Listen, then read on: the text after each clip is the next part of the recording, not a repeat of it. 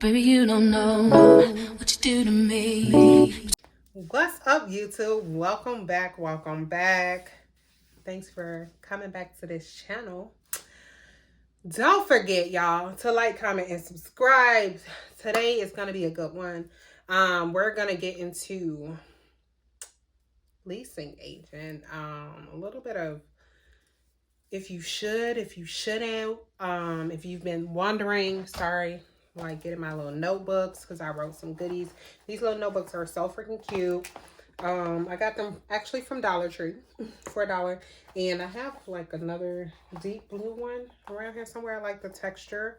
And I use them for various things. This is like my lifestyle notebook. I have a scripting, which is this one. This is my IMs, my 2023, my daily thoughts, whatever. And then my other one is like, I use it for different, so each one is for different reasons. So I thought these were real cute. But I wrote some notes, y'all. If you've been considering being a leasing agent, this video is definitely for you. These are like top 6 things I think a new leasing agent should either have or should even consider if this is you. If you fit into the leasing agent world, if you've been just considering, you just really don't know.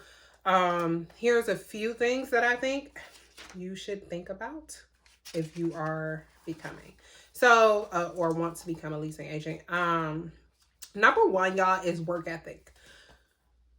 I cannot stress this enough. If you do not have work ethic is not something that can be taught.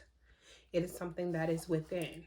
Well, I guess it can kind of be taught, but it is something, what the hell? It is something that is within, right? So what I mean by that is, nobody's going to be on your ass in real estate to do what you're supposed to do. So you either do it or you don't eat. It's one of those type of industries, do or don't. And if you choose not to, you can't sit here and say something didn't work for you because you chose not to work for it, if that makes sense. Because some brokerages are W-2 employees, or some get commissions, some are hourly. I am an independent contractor with my brokerage, which was my preferred method because I like to be able to do what I want to do when I want to do it, and to set my own schedule, to follow up with my own clients, to run my own business. So that kind of is what works for me. Now, am I under my brokerage? Absolutely. However, I am not told when to come into work, when to leave work, how many leases to do a month. What, it's all on me. Now, how many should you do? Yes. But there's no one like breathing down my neck, or like I know some brokerages require you to Uber your clients, send your clients Uber and crazy things like that. No, baby. These are all people contacting me based off of ads I've put up, or leads that call into the office, or someone else that knows me, word of mouth. And these are all people that are actually looking to move, right? And so work ethic, things like using programs like Zillow, or I use Avail, I use Marketplace, I use a few other things that work for me and for the structure of the business that I like to run and have, and the clientele that I like to consistently bring in. Those are programs, some of the programs that I use to do so. I use even affordable housing for like CHA tenants. Now, CHA can come, or even not even just CHA, subsidy in general can come from anywhere on any website. It's just that one they use a lot more, I guess. I don't know if they tell them like that's more of a website for subsidy groups, basically people who are looking for affordable housing or subsidized housing. They tend to use affordablehousing.com. So you have to be self-driven. Like, you have to get up, you have to post these ads, you have to follow up and call your leads. You also need to set your schedule. You also need to set a quota for how many properties you want to rent a month, even if you don't necessarily meet that, because things happen in life. You have to definitely base your work ethic has to be like A1. And if you don't have that, I'm sorry, babe, this is not the industry for you. And that's what a lot of people don't realize. I know a lot of agents who are like, I don't work on Sundays, I don't work after 5. And I do believe wholeheartedly in setting boundaries for people. I do believe that you need self care time, don't get me wrong, like I don't, but you also have to realize like this is an industry where if you don't work you will not see anything coming in. So if you have to go past 6 o'clock because somebody want to see a unit at 6:30 and you really don't have a reason to say no besides, oh, I don't want to do it after 6:30. I've heard that, or I've heard, I don't want to get up early on Saturdays when people are off on Saturdays. So why wouldn't you want to show on Saturday mornings? I get it's the weekend, but hey, if that's when people are off work to see properties, you goddamn right. I'm gonna have my ass up showing properties, right? And so, yeah, you just literally, I'm sorry, I had a brain freeze. You literally have to have that work ethic about yourself.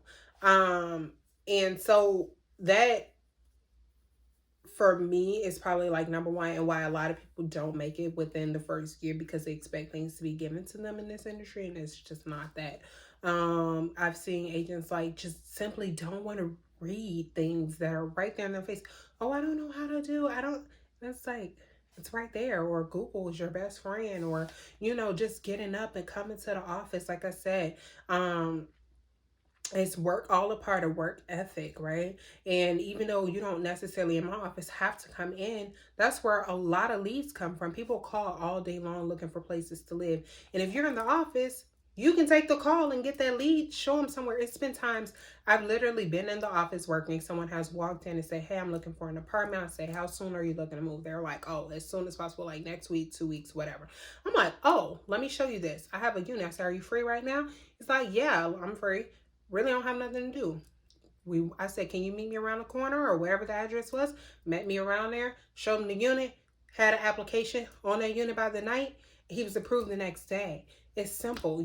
But if you don't have that work ethic to even get up out the bed to come to the office, or even if you're not in the office enough to set showings up on Sundays, because I set my showings up on Sundays, so therefore my Mondays can be jam packed with showings, or throughout the week, because I know on Tuesdays I'm at Sephora personally. I'm talking about my own personal schedule, so I may not have time on Tuesday. Well, I don't have time on Tuesdays to show property, so I know my Monday needs to be jam packed.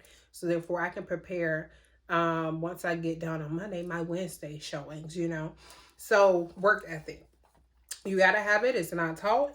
Have that real conversation. Like, is this for me? This is not something where they're going to say, oh, we have this amount of leads, unless you find that kind of brokerage system. But then you have someone telling you when to come in, when not to. I've heard people, like I said, having to send Ubers out of their own commission or out of their own money to clients.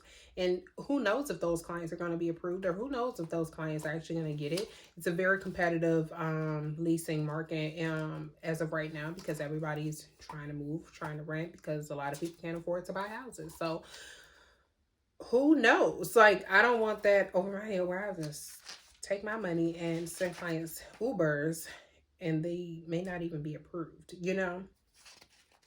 Number two is income. So also in this industry, it is vitally important that you save your money. So if you have to think about it, like I said, this is 100% commission based for me. And so I don't work at a brokerage where it's hourly. So I have if I don't work, I do not eat, and I cannot keep saying that enough. And so I had some savings before I started this, because I kind of knew that I was going to do this. I had started saving a little bit of money, not a large amount, but I definitely had some savings. If you do not have savings, you do not have a second job, you do not have a husband or family or support to watch the kids and all of these things, or support to, if you do have children, to be able to still have means for them, this may not be the industry, or may not be the thing for you. Not the whole industry, but just may not be the thing for you to do. You have to have that time throughout the day. So a lot of people are like, oh, I can't show properties this time my kids get out, or I got a kid in half day from 11 to whatever. How are you going to do this? How? But for somebody who definitely has a lot of free time, and not, or if you do a lot of self-discipline where you can structure out your life to make this work for you. I've seen it done, not saying not to deter anybody, but you have to have that real conversation. How can I adjust my life around this thing to still bring in the money? And like for me, I don't work in the winter in Chicago. After about 4:35, I don't show properties because it's pitch black outside. Like I try to be done with all of my showings in the winter by about 4:35. The winters get bad here, snow up to your forehead. Trying to get home is hell. And so I just personally do not do that. For safety purposes as well, just on the leasing side. Now broker may be a little different, but leasing, just being up in complexes and when it's pitch black outside, I'm not a huge fan of. I'm a woman. And then sometimes I may not be in the best of areas. I don't mind working the east side. I don't mind working in Inglewood. I don't mind going up in these places, but I'm also self-aware, very self-aware. And yeah, you won't be getting me, right? And so, you have to structure that life, the time that you show to be to work for you to bring you the most money right into your life, if you're going to choose to do this. Also budgeting, also paying your taxes. Because I am independent, none of my money is taxed, right? So you have to pay your taxes if you don't want to go to jail. You have to pay your taxes if you choose to become a broker like I recently did. And they check all of those things. If you're paying your taxes and everything. If not, you will get fined, or either you cannot renew your license until you do so. And so just planning out your income is very important once you begin in this industry, if you're considering jumping shift. Now for me, I still work at Sephora. I also, when I first started this, was still a hairstylist. So I was doing hairstyling on Thursday, Friday, Saturday. I was showing properties Monday, Wednesday, and Thursday, and some Saturdays after I got off from doing hair. And I was at Sephora on Tuesdays. So my schedule was jam-packed, but I knew I still needed some income to come in because savings only last so long. And eventually I did stop doing hair. It just got too much. Hair was always, I've been a hairstylist for, officially, like, not certified, but I got my license like 10, almost 11 years ago. And so I was always good at hair, but I can't say 100% it was a passion. It was more of a hobby that I would do as a child and as a girl to just relieve stress and whatever. And like I said, I was good at it. Hair care is very important to me, and I still like doing it. But when it became a job, I stopped liking it as much, which is so weird. I used to freelance, and I love that aspect of doing hair. Just doing fashion shows and models for Olsen Management, the kid models and different things like that. That was right up my alley. But when I had to do it as a job, I was kind of like, I don't like this. And I had, I was downtown Chicago, so clients, they always kind of just wanted the same things over a silk press. Maybe a part on the left, maybe a part on the right. Oh, this curl is facing this way instead of this way. And just be like, things like that. So you had that everyday working woman where their structure was like in a box. And if you went outside the box a little bit too much, they were kind of like freak out. But I also didn't want to be like on 79th a cottage doing hair, because that's not me either. I do enjoy the higher clientele, the higher end clientele, but I just wanted them to shift a little bit and come outside the box. I want a little sip of coffee. I knew that I wanted this, right? And I knew that until I got started with clients or leads and making that money, I was going to have to be able to have money coming in from somewhere else. And so I kept my job at Sephora 1 day a week, and I also was still hairstyling. So, income, if you are not working, if you do not have another source of income, I suggest you either keep that job or you work like hell. And that goes back to work ethic. You work like hell to bring the money in. And in real estate, there can be gaps where you make a lot of money, and then there's gaps where you don't make any money for months or a month or a few weeks. Or maybe you did rent out a lot of different properties, but the management companies have not paid yet. So it may be like you rent a property, you don't get paid the same day that you rent a property. You get paid maybe about 2 to 3 weeks after that tenant has moved in. And if it's CHA or any other subsidy, it can be even longer. It can be a month or two before you see that money from CHA, because they are so backed up. It takes them about 30 to 45 days just to pay out. And so I suggest you budget. That's for one thing. You budget. You live under your means. And I exhausted my savings. I'm not even gonna lie. I had savings and I exhausted them the first year of me being a real estate agent. But I knew in my heart that this was where God led me, and this is where I wanted to do. Broker was my end goal. Not even the end goal, the beginning, after the leasing. I knew that being a broker was in my near future, and that this is what I wanted to do. So you have to make that up in your mind. You have to understand that this is not, people make it seem like, oh, as a real estate agent or as a leasing agent, you just make all this freaking money, which can be true. However, in the first year to 2 years, a lot of agents don't see any money. And that goes back to why I am so happy that I was a leasing agent first, because my brokerage, not all brokerages offer this, but mine has a leasing department. So even if selling houses or getting listings, or buyer clients is slow for you, you still can go and lease. And I mean, that's anybody in real estate, but we have a whole leasing department where people actually inquire. We have a whole side of leasing agents where they just work rentals until they decide whether or not they want to be brokers. And then we also have a program which I came in under. Once your first 10, I believe, leases, I believe it's still 10. Like I said, it's been a while. Once you hit your first 10, our company will pay for you to go to broker school so you can become a broker. Just because you become a broker does not mean you make a lot of freaking money right off the bat. It's the same thing. You have to get clients. You have to learn the ropes. A lot of brokers do not make any money their first year. And that's a sad reality for a lot of people. And that's why a lot of people do not make it past the 5th year mark, or even the first one. No, well, yeah, the first year mark, and then they don't even stay in the industry for 5 years. They're kind of like dropped off the face of the earth and find something else. So you'll really find like if this is for you. So that's number 2. Number 3 is professionalism.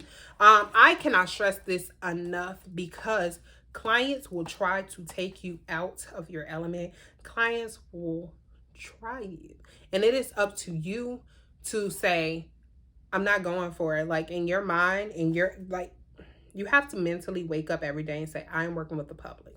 I will not take any of my personal things out on them, and I will not allow anything that they personally are experiencing or choose to put out into the world and project energy onto you. You will not take that in. You literally have to make that conscious decision every day, because especially if you're like an empath, you will literally deal with so many energies throughout the day, just from clients, leads.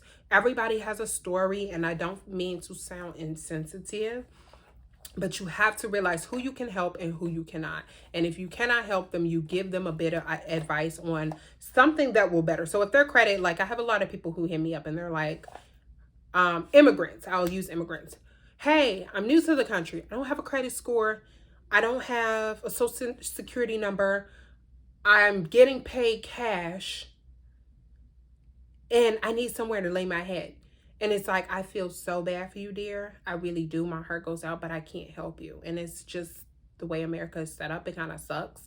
But it is what it is. You can't even consume that, because there's nothing you can really do. And even though your heart feels bad because you are in this industry to help, or I'm in this industry at least to help other people, there's nothing I can really do. There's not management companies that are like, oh, screw everything, come live here.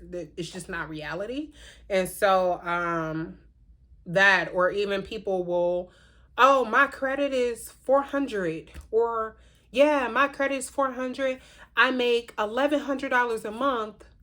Can I come stay in this apartment that's $1,300? And you're like, ma'am, sir, I'm sorry. I can't do anything for you. I have 4 kids and we're sleeping on the floor and there's roaches or there's mice and there's rats crawling on us at night, or the landlord has turned the water off, or we only have cold water and not hot water and it's the dead of winter and you're like in Chicago and you know it's 30 degrees or negative 30 degrees, negative 15, and there's nothing you can do for people, right? And so it does hurt your heart. Or people just, you always have to remain professional when you're declining people. You always have to try to, well, I personally think in this industry, you should be in this industry to help. So, um, even when people get upset with you, because they will be upset for the smallest things, like, oh, you moved me into this apartment, and it could be something very small and there's a small hole the size of a dime in the screen. How dare you? And they'll cuss you out. Or I've been called a scam and a B word on Facebook Marketplace because I've asked for credit scores, and or they told me that you're not supposed to ask for a credit. You're not supposed to ask for a move-in fee. No company act in it. You're a scammer. And I'm like, you know, how do I remain professional in the situation where you're literally cussing me out? Don't understand. But that's why I say you cannot go toe to toe. I know people, I've seen people literally with my own eyes that want to go back and forth with the public or clients who, curse them out and different things like that. You just have to kind of brush it off, like, shake it off and get it off your shoulder. That's what it is. Especially if you want more blessings to flow. You don't even react to stuff like that. I'm so nonchalant. People are like, does she really care? Not really, because at the end of the day, ma'am, the rules are the rules. So you either have this stuff or you don't.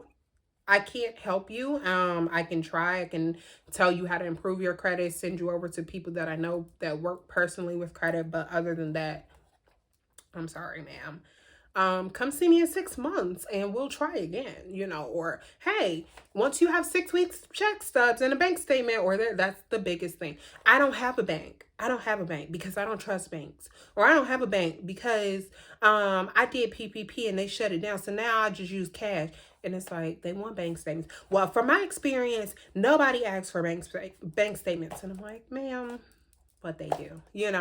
So you just have to kind of learn to stay professional, and that kind of helped. I've been in the customer service world for so many years now. Like I said, I was a hairstylist, so I've dealt with people who hated their hair, or people who were late and I had to turn them away, or people who didn't have the money for real and tried to scam their way out of a hairstyle and called and reported it, and disputed it, whatever you call it. So I've been in the customer service field for quite a while, and so I also think that's another reason I'm glad I was a leasing agent before I became a broker, because it taught me various scenarios on the leasing side, but that things that I can take onto the broker side of the world and implement in that daily life as well. Then so we're on number 4. What does it say? Oh, so just following, I couldn't read my own writing. Following up with your clients, y'all. Follow up with your freaking clients. You will not have clients if you do not follow up. I don't know. I get everybody is busy, but you have to. That goes back to discipline. That goes back to what was number 1? The work ethic aspect too. You have to designate a time, a day, or something where you sit and you follow up with clients. For me, I follow up with my clients every single day. I normally do because I stop my showings unless somebody really, really doesn't get off work till 5:30 or 6. Sometimes I'll make exceptions. But normally, because I live in Chicago, especially in the winter, it gets dark a little late. And a lot of times, sometimes areas can be a little sketchy. Not saying all, but sometimes they can. I stop my showings at about 5:30, 6 o'clock in the winter, because maybe even 4:30, because it starts getting dark, pitch black outside by 4:30 in the winter here. Summertime I go a little bit longer. I'll go to about 6:30. So I personally do my callings between 5 to 6. And then if I have a showing, I'll do them a little bit earlier. So I'll do 4 to 5, follow following up with all of my leads for that day. And then whoever calls after like 3 or 2 to 3 gets followed up with the next day, just so I'm not overwhelming myself. Sometimes I have, and then Facebook Marketplace is like a whole nother beast. You'll get like 200 messages a day on one property sometimes, especially if it's something very nice or affordable in a good decent area or good area. You'll get a lot of calls. So even sometimes I'll lay in bed at night and just follow it with Facebook Marketplace, because that's a whole, like I said, a whole nother beast. So you have to follow up if you want clients. People are calling because they want to move. So if they're calling you because they want to freaking move, all you have to do is call them back and schedule a time. There are different services out here, like I mentioned earlier. A service called Calendly. Calendly works well. If you have a set schedule that you could put on there. For me, it's a little hard because I still work for Sephora. Like I said, some days I still work there. And then just my schedule and life changes. So I prefer to talk to people versus Calendly allows you to set questions. So your, what do you call them? Your screening questions. It allows you to set certain screening questions like, hey, when are you looking to move? Do you have pets? How many people? How many adults over the age of 18, because then they have to go on the lease as well. Or you can ask, what's your credit the last time you checked? Or how much is your monthly income after tax? So it allows you to ask these questions so you can see if whoever's inquiring about the property, if they qualify before you even take them out on the show. That is another thing. Screen your clients. That'll be a whole another video, because yeah, I got some good screening things for you, things I've learned. So screen the heck out of your clients, because you do not want to waste your time or their time if they do not qualify for that unit. And then you can also add like your Zillow link in there to, if they don't qualify for that particular unit, you can say, hey, you can send them a cancellation once they book the showing. You can send them a cancellation. You can include your link. Hey, you don't qualify for this property. However, take a look at these other properties that you do qualify for. And then if you can't help them, you can also add a personalized message like, hey, this is why you didn't qualify. In a few weeks, if you get your credit up or if your income changes, call me back, here's my number, blah, blah, blah. But I have to cancel you for now. So it kind of saves you some time as well as them some time too. So follow up, y'all. Follow up with your clients. That is one of the biggest things I hear every day, even when I'm just sitting in office. I called this person 3 and 4 times and nobody answered or nobody called me back. And even if you're busy, y'all shoot them a text like, hey, just want to let you know I'm going to be following up with you on this day and this time, and be sure to actually do it. Or you will get people like, hey, you didn't call me. I didn't text. And I'm like, ma'am, I texted you 4 weeks ago or 4 days ago at this time, and I sent you these properties. I've had people like, oh, that was you, after they've called and said I didn't follow up. It called my office, literally. Victoria didn't follow up with me. And I'm like, I did, send you. Oh, that was you. I didn't respond because I didn't know that was you. Well, ma'am, who else would be? You called our office looking for someone to send you properties. I talked to you on the phone, told you I was going to send you properties. Who else would be sending you these properties? And even if you didn't know it was me, follow up if you know you're looking to move. Just respond, But so follow up, do your part, and follow up with your clients. Like I said, discipline. You have to be disciplined. This is not a sleep-in industry, sleep all day industry. It's very, very easy to do that. It's very easy to spend all day doing nothing, miscellaneous things that you think are being productive, but actually get you nowhere near your goal. And so I'm even learning that was my word for 2023 is discipline. Just waking up, setting a set schedule, whether it's like for me, I'll wake up now and pray. You have meditation, and whatever time that you can focus and work. Some people are early risers. They want to wake up at 5 and 4 and 3 in the morning. That's not me, and I'm okay with that.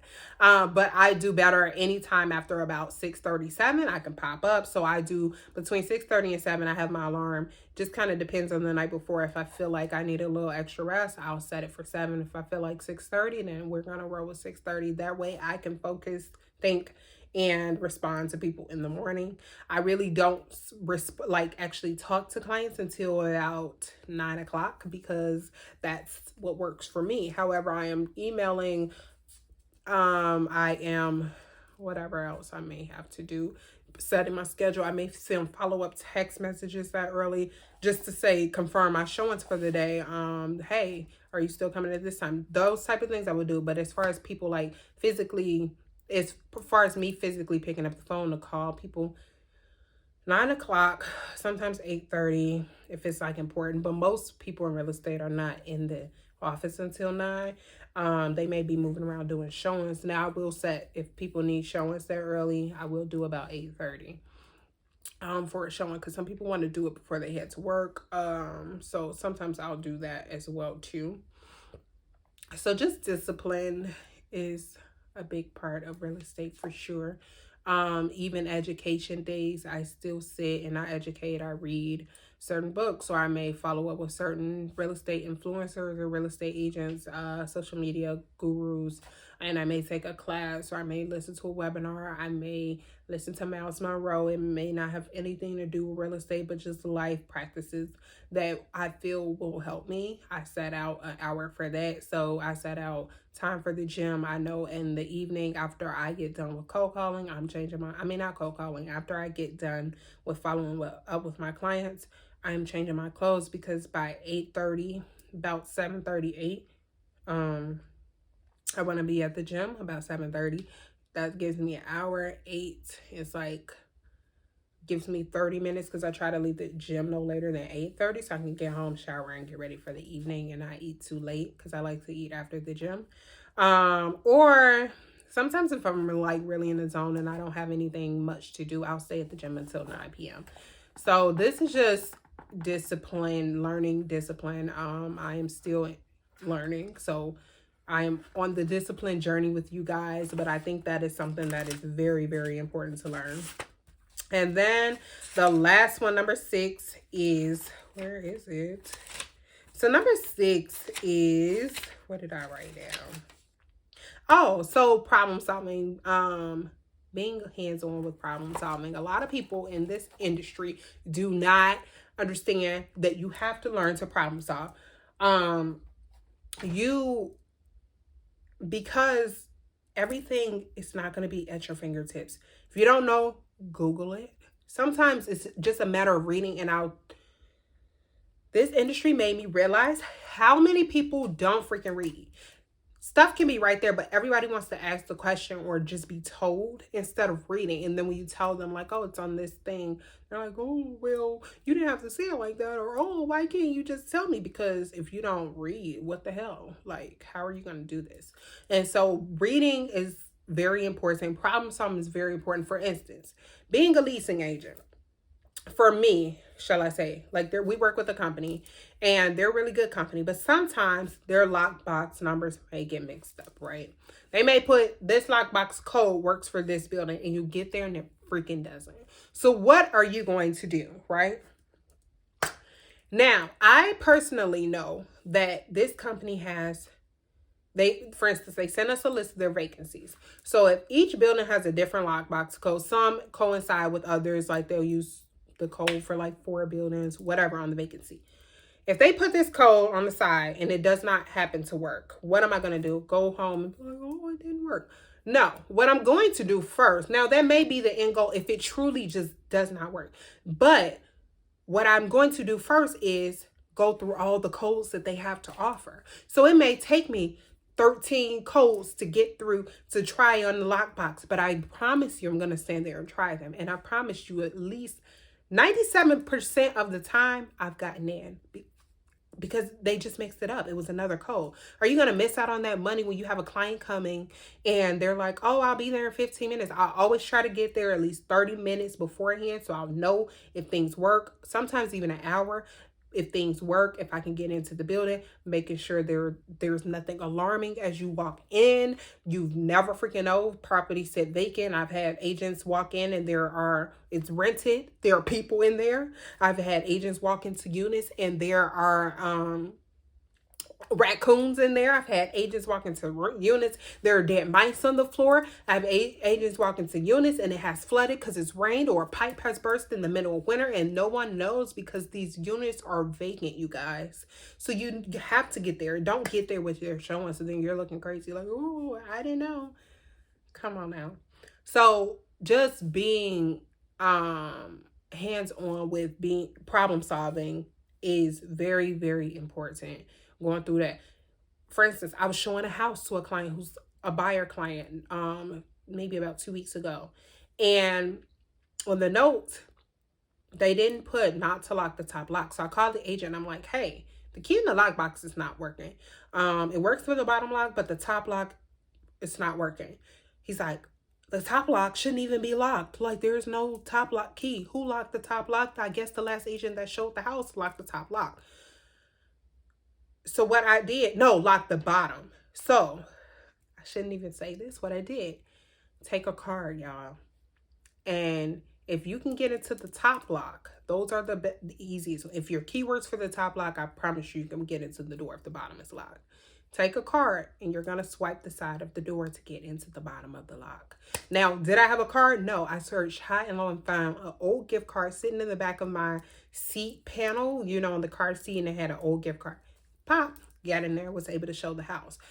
That could have been $3,000-$4,000 because I'm showing the house to a buyer client. She didn't end up picking that house, but that's not the point. Had she ended up picking the house, then you know I would have missed out on that money. We ended up going with another house, by the way. But that's just how you have to be hands-on. You have to call, figure out things. If your laptop is out, how can you print? It's times in the middle of I've forgotten a piece of paper or a contract at home or a lease at home. I've ran to the library, typed it up, Googled a public library, where it was at, typed it up, printed it out for 7 cents or whatever the heck they charge. Who cares when you have a couple $100s or a couple $1,000s on the line or thousands of dollars on the line and you have to spend $7 at the library or 7 cents a page or whatever the heck it costs. Who freaking cares? You have to learn. You have to learn how to figure things out. Y'all, that is it for this video. If you guys like this kind of content for leasing agents, let me know and I will definitely make more videos. Like I said, I have a lot of tips that I think helped me had I known, you know, just starting out, and I think they will help you guys too. And so I am always here. If you have any questions, you can always leave them down below in the comment box and I'll try to answer them all. And yeah, so we'll be back with more real estate content. I also want to update you guys soon on like my Sephora life as well too, because I'm still with Sephora. I'm still a Sephora babe. And so I do want to update you guys on that as well. Bye, and thanks for tuning in. Don't forget to like, follow, and subscribe, please. And thank you. It was a pleasure. See you, boos.